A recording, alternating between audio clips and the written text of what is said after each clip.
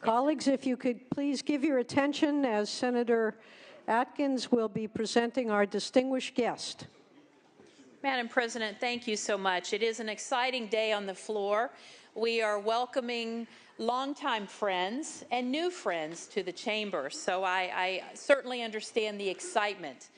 But I am very excited to introduce and welcome another person here today. We are flying the flag of Cuba this afternoon in honor of a very distinguished guest that we have right here beside me.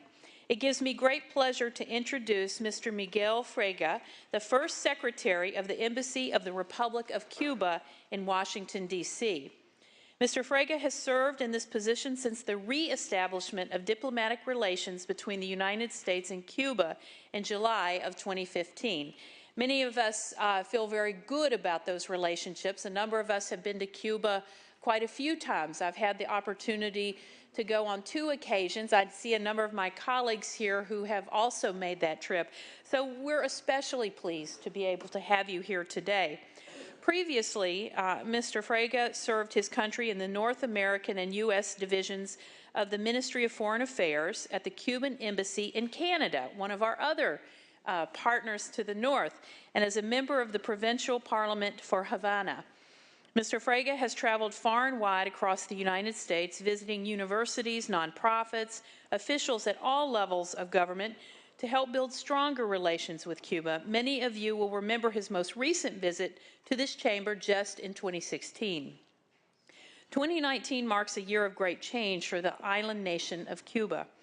President Miguel Diaz-Canel has put forward a rewrite of the Cuban Constitution. If many of you were paying attention to the news yesterday, you saw that vote. It hasn't been revisited since 1976. The referendum on the new Constitution was held yesterday, February 24th. He returns to California, our capital, to share information about the new Constitution and the 500th anniversary celebration of the city of Havana later this year. It is a real wonderful time to welcome you, and he did inform me prior to coming in when we had a chance to visit that more than half, Madam President, you will be particularly pleased to hear, more than half of the Parliament is women, are women. And so I told him we have a ways to go. We only hope to emulate the work that you have done in Cuba. So please join me in welcoming our friend, Mr. Fraga, back to our chamber. A warm welcome to our distinguished guest.